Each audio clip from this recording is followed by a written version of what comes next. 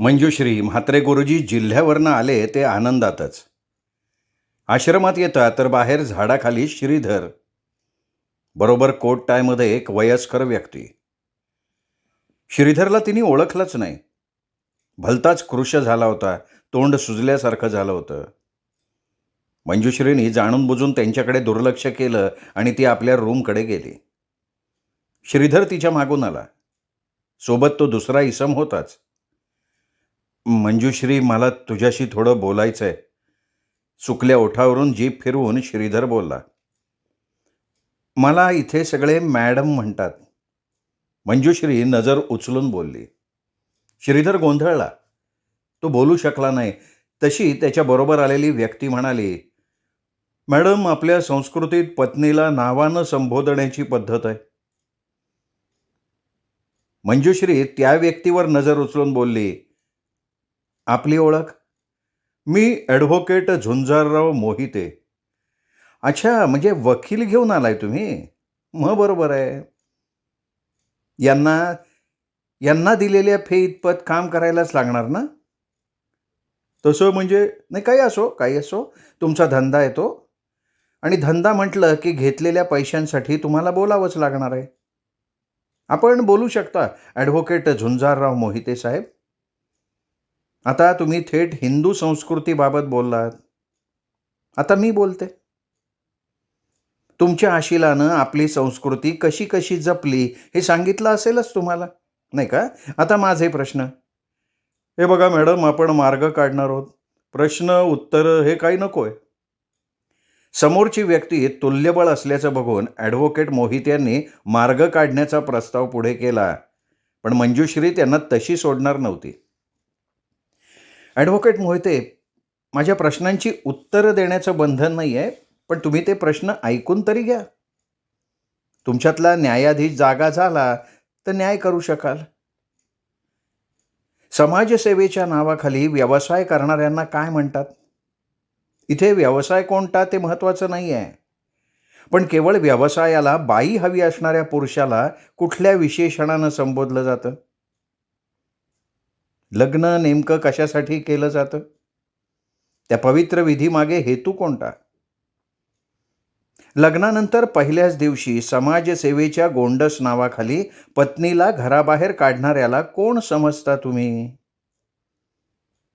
समाजसेवा या संकल्पनेला मूठमाती देऊन स्वार्थ साधणाऱ्याला कोण समजतो आपण? मॅडम, तुम्ही थोडं समजून घ्या. कायद्याच्या दृष्टीनं तुम्ही त्यांच्या पत्नी. अच्छा, आता तुम्ही कायद्यावर आलाय का? मग बरं झालं कायद्याच्या गोष्टी सुरू झाल्या. कायद्यानं धंदा व्यवसायाला बाई मिळावी म्हणून या इसमानं देवळात नेऊन लग्न केलं. त्याला आता 3-3.5 वर्ष झाली.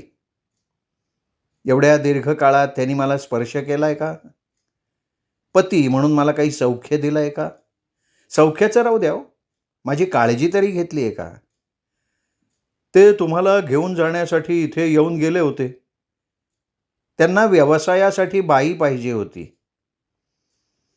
शासकीय योजना पदरात पाडून त्यांना व्यवसाय करायचा होता, संसार नव्हता करायचा.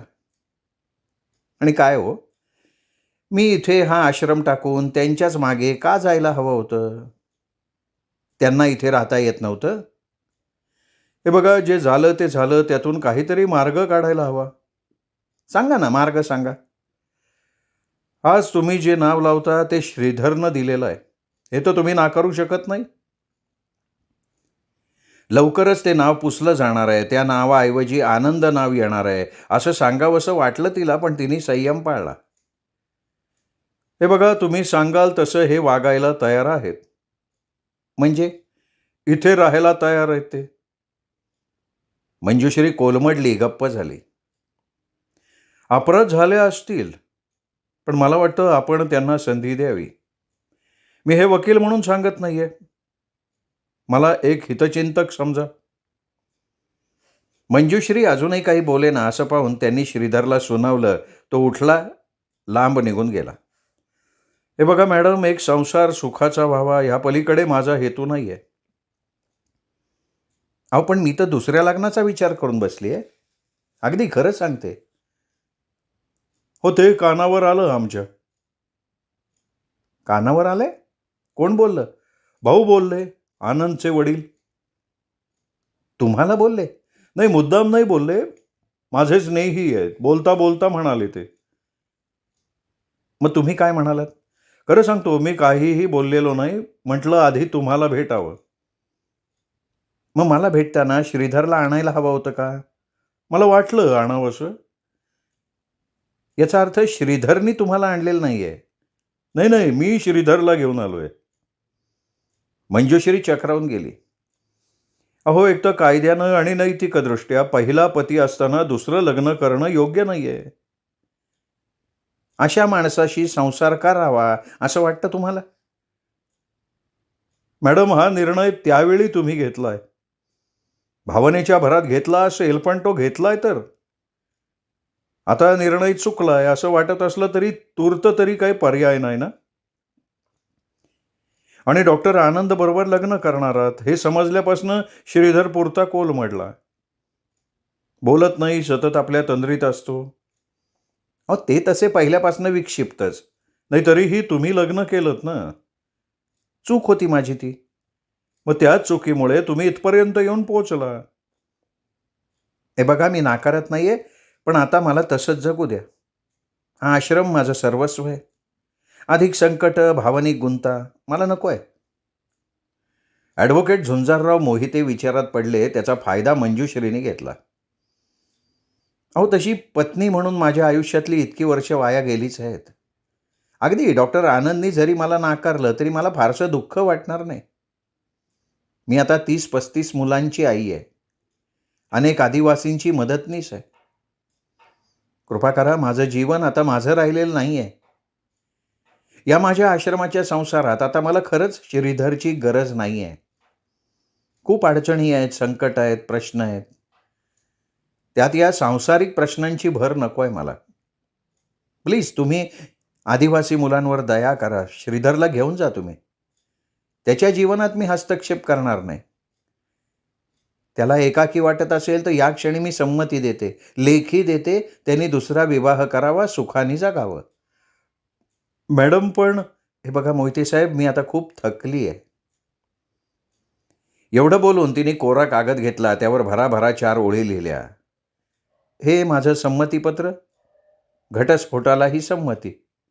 मॅडम, अहो तुम्ही जरा समजून घ्या. नाही हो, नाही. माझ्या जीवनाविषयी विचार करण्या इतपतही माझ्याकडे वेळ नाहीये. प्लीज प्लीज आपण जाऊ शकता. ती उठली, स्वतः निघून गेली. श्रीधर आणि ॲडव्होकेट झुंजारराव मोहिते केव्हा गेले हेही तिने जाणून घेतलं नाही. रात्री मात्र तिचं मन बंड करून संघर्ष करायला लागलं.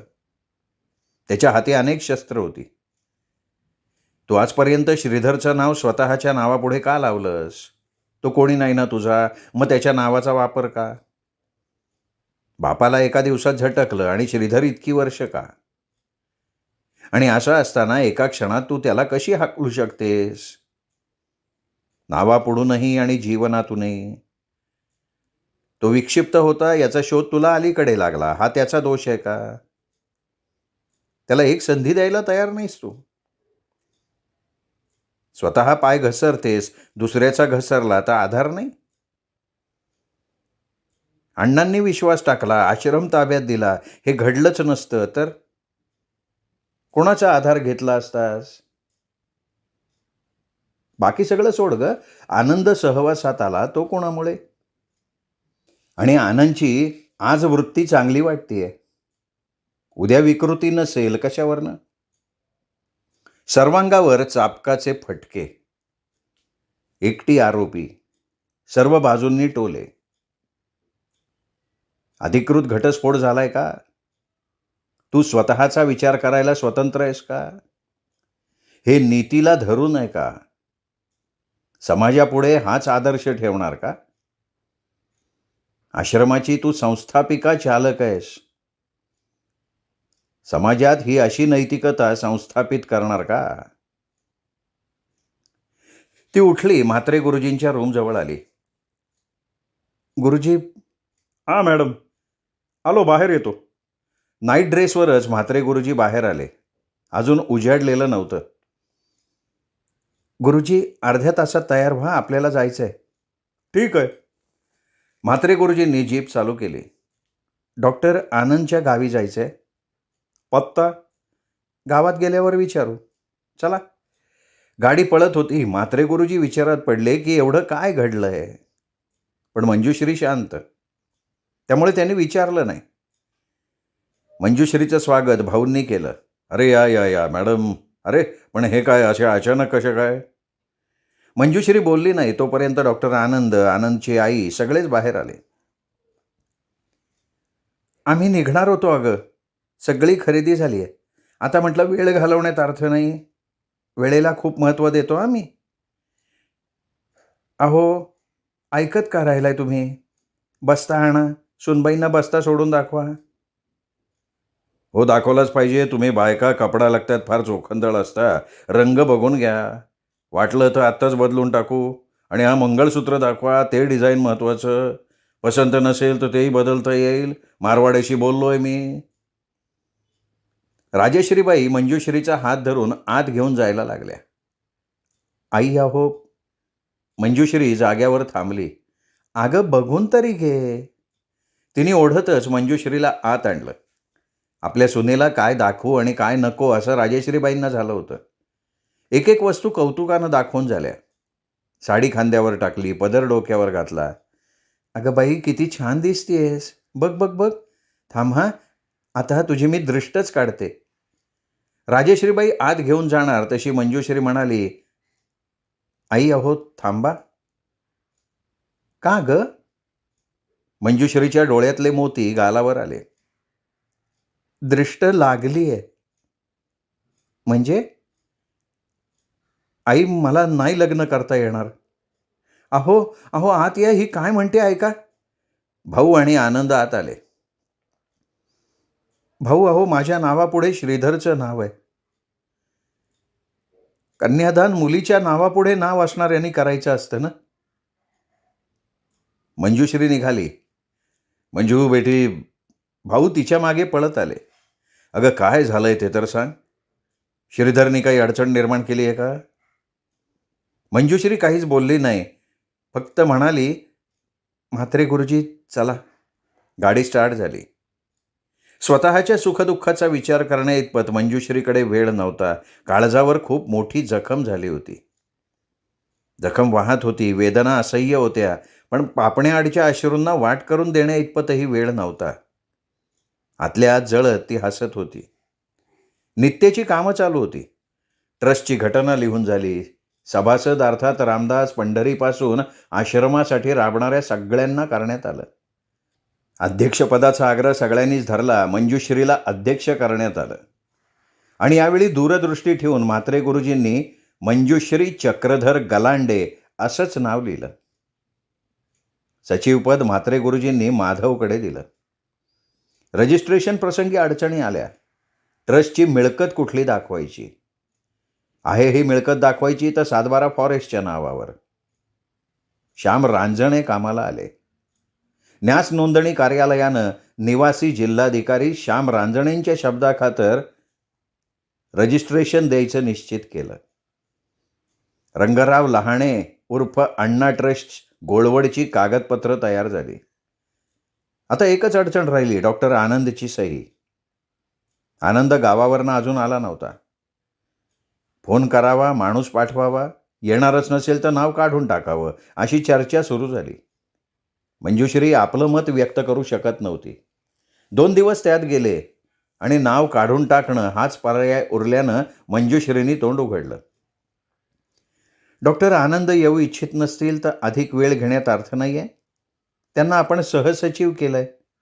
त्यांच्या जागी दुसरं नाव घाला आणि रजिस्ट्रेशन करून टाका. आणि योगायोग बघा डॉक्टर आनंदबरोबर भाऊ नेमके त्याच वेळी दाखल झाले. डॉक्टरनं सह्या केल्या. वाचत बसायचा मोहसुद्धा त्यांनी दाखवला नाही. रात्री भाऊ म्हणाले, आपण तिघं जरा बोलणार आहोत. वेळ देणार का मॅडम. भाऊ तुम्ही काय मला आसुडानं झोडपायचं ठरवलंय का. नाही ग पोरी. बाप आपल्या मुलीला कधी रागवतो का. चांदणं स्वच्छ पडलं होतं. छान रांगोळी काढली होती. चांदण्याच्या त्या रांगोळीत नक्षी किती, आकार किती. तिघंही बाहेर उघड्यावर बसले. भाऊंनी विषयाला सुरुवात केली. मी श्रीधरची माहिती घेतली. वयाच्या 15व्या-16व्या वर्षापासून तो मनोरुग्ण आहे. भाऊ? मंजुश्रीला धक्काच बसला. हां, मंजुश्री, तो MBA वगैरे काही नाही आहे. काय? मंजुश्रीला दुसरा धक्का. तो तिथल्या MIDCत साधा कामगार आहे. अहो, पण त्यांची सर्टिफिकेट्स पाहिली आहेत मी. सगळी बनावट आहे ती. कोणाचाही विश्वास बसणार नाही, पण मी सांगतोय ते खरं आहे. तू निघून आलीस. आनंद इकडे त्याच दिवशी निघाला होता. मी त्याला थांबवून ठेवलं. मुळाशी जाणं हा माझा स्वभाव आहे. मग मी माहिती घेत सुटलो. बरोबर आनंद होता. त्याच्या मनोरुग्णतेमुळे तो आईवडिलांपासून वेगळा राहतो. भाड्याचं घर आहे, 2 रूम आहेत, आत आणि बाहेर. तुम्ही त्यांच्या रूमवरही गेलात? गेलो. बोलण्यात मात्र हजरजबाबी आहे. आकाश कवटाळण्याची स्वप्न बघतो. समाजसेवेचं भूत डोक्यात आहे. कधी ते थैमान घालतं. समाजसेवेच्या नावाखाली संस्था ताब्यात घेऊन पैसे काढायचे त्याचं स्वप्न आहे. बास.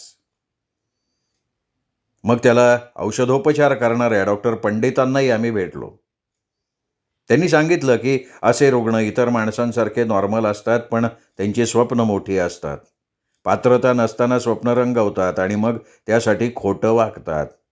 अशा रुग्णांना औषधही नसतं. डॉक्टर आनंद बोलायला लागले. काय होतं, समाजात अशा रोग्यांना ओळखणंच कठीण असतं. अशा रोग्यांची संख्या मोठी आहे. सगळेच डॉक्टरांच्याकडे जातात असं नाही. भंपक आहे, लबाड आहे, फेकतो, खोटारडा आहे असं संबोधून समाज त्यांच्याकडे दुर्लक्ष करतो. मंजुश्रीने दीर्घ श्वास सोडला. श्रीधरचा विचार करण्यात कसलाही अर्थ नाहीये बाळा. भाऊ म्हणाले. भाऊ, तूर्त या विषयावर चर्चा करण्यात अर्थही नाहीये. हे बघ मंजू, आपण डॉक्टरांच्याकडनं सर्टिफिकेट आणू. भाऊ, अहो, श्रीधर वकिलाला घेऊन आला होता. माझ्याशी चर्चा झाली आहे. त्याच्याकडून जे घडणार असेल ते घडू द्या. अगं, पण यात वेळ नाही जाणार. श्रीधर आता बोलण्या इतपतही पात्र नाही आहे. आणि बापू, डॉक्टर आनंद आणि मी रोज एकत्र असणारच आहोत. अगं, पण लग्न होईल. विश्वास आहे माझा. देव निश्चित दयाळू आहे. बोलणं तिथेच थांबलं. दुसऱ्या दिवशी भाऊ निघून गेले. मंजुश्री आपल्या दैनंदिन कामात व्यस्त होती. डॉक्टर आनंद दवाखान्यात मग्न होता. अलीकडे शेजारच्या वाडी वस्तीवरूनही दिवसभरात एखादा पेशंट येत होता. डॉक्टर आनंदनी सोमवार, मंगळवार, बुधवार 3 दिवस फिरती ठेवली होती. वाड्या वस्तीवर जात होता. गुरुवार, शुक्रवार, शनिवार, रविवार या 4 दिवशी आश्रमावर थांबत होता. दोघांचं लग्न निश्चित होतं. दोघं एकाच परिसरात राहत होते, तरी दोघांची शरीरं अजूनही उपाशी होती. दोघं बोलत होते, हसत होते, स्वप्न बघत होते. पण त्यामुळे शरीराची भूक वाढत चालली होती. पण दोघंही स्वतःला सावरत होते. पण आज कहर झाला. मंजुश्रीचं अंथरूण तिला टोचायला लागलं. सर्वांग थरथरायला लागलं. छाती धडधडायला लागली. झोप उडून गेली. एक अनामिक शक्ती तिच्यावर अंमल करायला लागली. तापल्या मनाला, शरीराला, भावनांना आवर घालणं शक्य होईना. ती उठली, बाहेर निघाली. शरीर, मन सगळं डॉक्टर आनंदच्या हाती सोपवल्याशिवाय पर्याय नव्हता. ती उठली. एका अनामिक शक्तीच्या अंमलाखाली क्रिया घडत होत्या. मी कोण, माझ्यावर जबाबदारी काय आहे, सगळं विसरली होती. तिची पावलं पडत होती. दरवाजाची कडी काढली तिने. हुरहुर होती, काळीज धडधडत होतं, पण ती आवर घालू शकत नव्हती. ती आनंदच्या रूमच्या दिशेनं चालली होती. आणि तिचं लक्ष गेलं, बाहेर कोणीतरी बसलं होतं. ती घाबरली, पाय थांबले. कोण आहे? पटकन ती व्यक्ती उभी राहिली. कोण आहे? मीच आहे. तो आनंद होता. पायाला गती आली. ती धावत गेली. यावेळी झोप येत नव्हती. एवढे शब्द कानात शिरताच ती फुलली, उमलली, बावरी झाली. त्याला तिने कवेत घेतलं. त्याच्या सर्वांगाला विळखा घातला. डॉक्टर आनंद त्या स्पर्शानं धुंद झाला. काय करतोय हे कळण्यापूर्वी तिचा ओठाशी येणारा अवयव चुंबत राहिला. तिने घट्ट डोळे मिटले होते. श्वास वाढला होता. ती पुटपुटत राहिली होती, आनंद. आनंदने तिला केव्हा उचललं हे तिच्या लक्षातही आलं नाही. कोणी कुणाला काय दिलं, किती दिलं हे दोघांनाही पूर्ण रात्रीनं कळू दिलं नाही. अचानकच जिल्हाधिकारी पी रामास्वामी, निवासी जिल्हाधिकारी श्याम रांजणे यांच्याबरोबर 10 माणसं आली. आल्या आल्या त्यांनी वर्ग बघितले, मुलांना प्रश्न विचारले. विशेष करून निसर्ग, वन्य प्राणी यांच्यावर आणि जनरल नॉलेजवर प्रश्न विचारले. मुलांच्या शालेय अभ्यासक्रमावरही प्रश्न विचारले. म्हात्रे गुरुजींनी आग्रह करून शारीरिक क्षमतेवरील कसरती पाहण्याचा आग्रह धरला.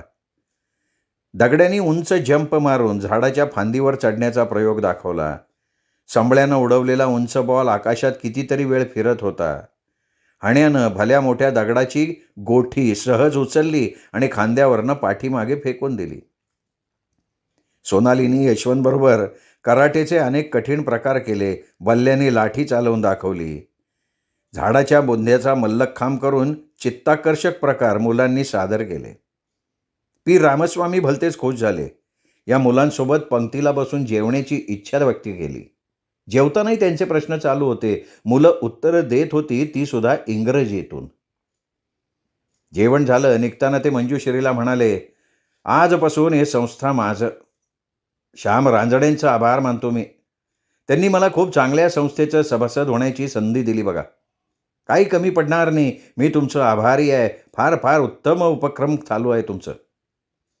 ते निघून गेले आणि मदतीचा ओघ सुरू झाला. मुलांच्या संख्ये इतके कॉम्प्युटर आले, व्यायामाची साधनं आली, सगळ्या मुलांना गणवेशाचं कापड आलं आणि रोख 10 लाखाचा निधीसुद्धा आला. सगळ्यांना आनंद झाला. सगळे मोहरून गेले. त्या दिवशी सगळे आनंदानं नाचले.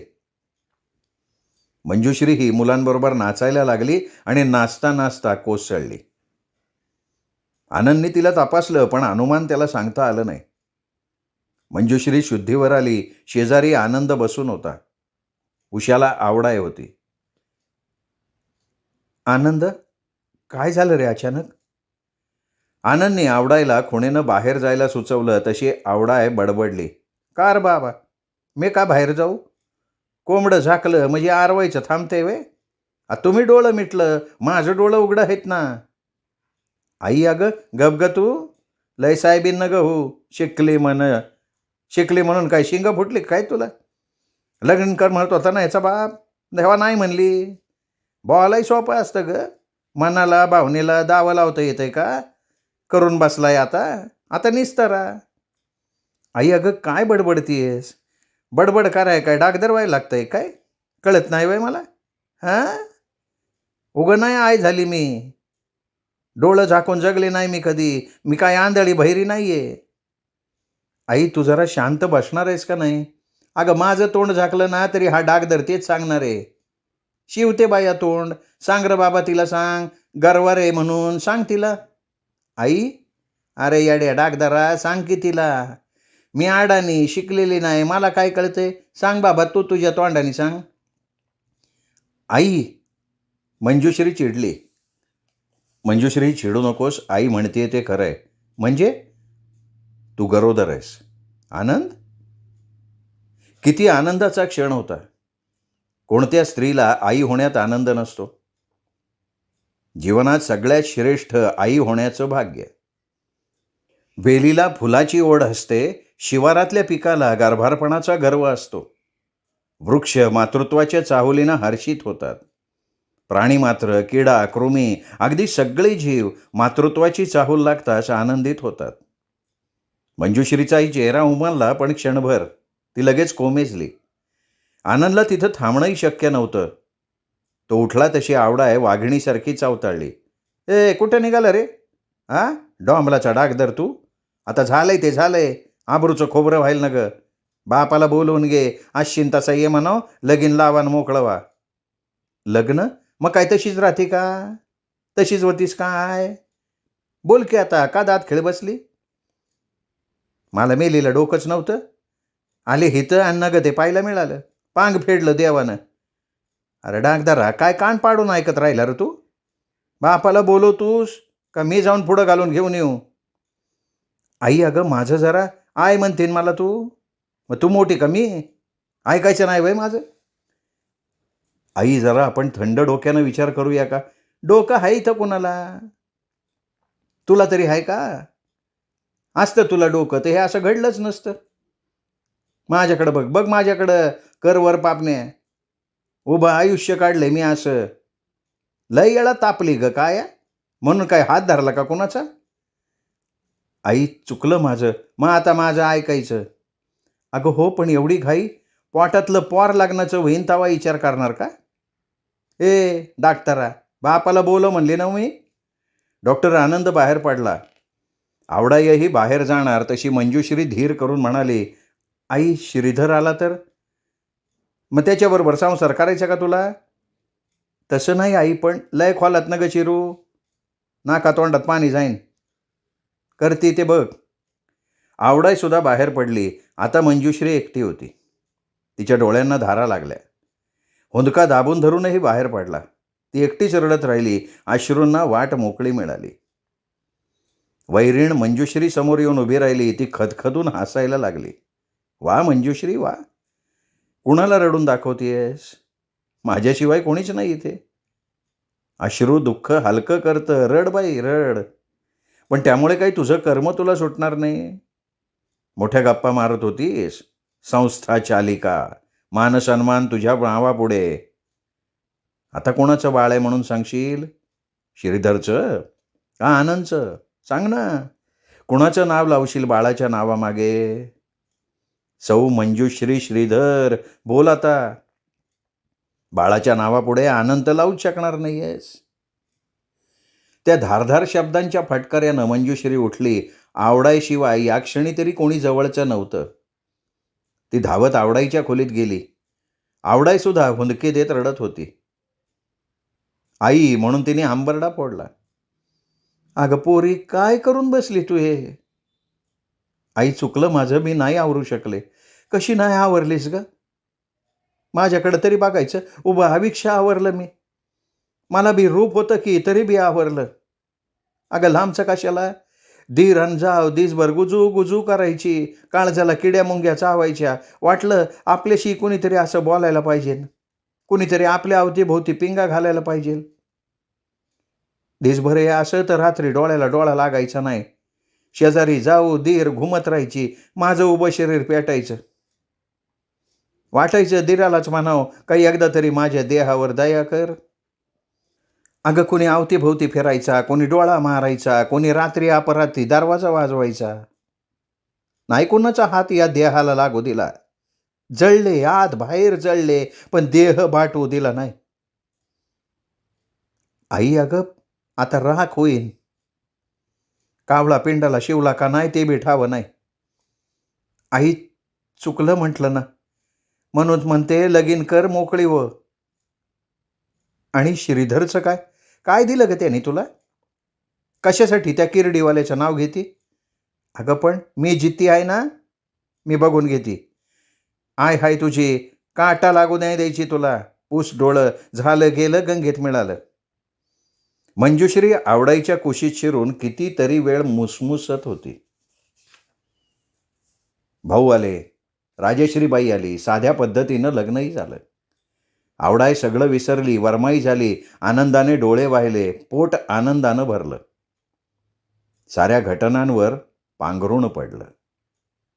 श्रोते हो, तुम्ही ऐकताय जगन्नाथ शिंदे लिखित कवडसा ही कादंबरी.